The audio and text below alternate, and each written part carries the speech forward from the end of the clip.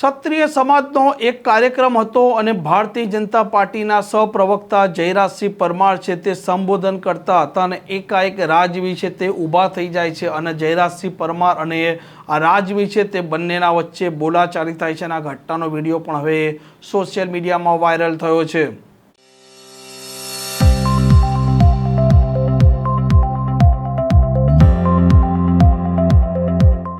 नमस्कार, आप જોઈ રહ્યા છો હોટલાઇન ન્યૂઝ। ક્ષત્રિય સમાજ છે તેમનો મામલો જ્યારે લોકસભાની ચૂંટણીના સમયે જે પ્રકારે પરસોત્તમ રૂપાલાએ નિવેદન આપ્યું હતું તે સમયે ખૂબ ગરમાયો હતો। ઠેર ઠેર પરસોત્તમ રૂપાલાનો વિરોધ થયો હતો અને ત્યાર પછી ભારતીય જનતા પાર્ટીના નેતા પરસોત્તમ રૂપાલાએ માફી પણ માંગી હતી અને ગઈકાલે પણ ગાંધીનગરના માણસામાં ક્ષત્રિય સમાજનો એક કાર્યક્રમ હતો અને તેમાં પ્રવચન છે તે આપી રહ્યા હતા ભારતીય જનતા પાર્ટીના સહપ્રવક્તા જયરાજસિંહ પરમાર અને એકાએક માણસાના જે રાજવી છે યોગરાજસિંહ પરમાર જે પોતે ઊભા થાય છે અને જયરાજસિંહ પરમાર જે પ્રકારે આ સંબોધન કરી રહ્યા હતા તે સંબોધનને લઈને તેમણે વિરોધ દર્શાવ્યો કે ઇતિહાસ છે તે ઇતિહાસ છે તમે ખોટો દર્શાવી રહ્યા છો, ખોટું તેનું પ્રવચન આપી રહ્યા છો અને આ ઘટનાનો વિડીયો પણ હવે સોશિયલ મીડિયામાં વાયરલ થયો છે।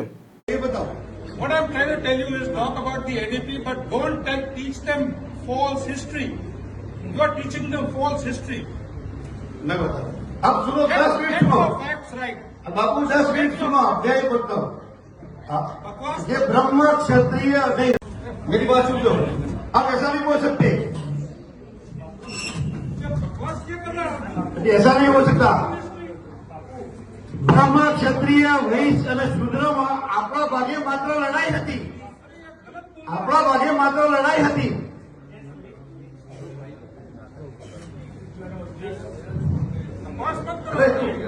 આમ જે પ્રકારે આ ઘટના બની છે આ ઘટનાને લઈને ફરી એક વખત ક્ષત્રિય સમાજના લોકો આક્રોશિત થયા છે અને જયરાજસિંહ પરમારે જે પ્રકારે આ નિવેદન આપ્યું છે આ નિવેદને પણ વિવાદ સર્જ્યો છે। જો કે જયરાજસિંહ પરમારનો હજી સુધી આ મામલે કોઈ પણ પ્રકારનો ખુલાસો સામે આવ્યો નથી। આ પ્રકારના સમાચાર પ્રકારના અહેવાલ માટે હોટલાઇન ન્યૂઝ ચેનલ જોવાનું અને સબસ્ક્રાઇબ કરવાનું ભૂલતા નહીં। નમસ્કાર।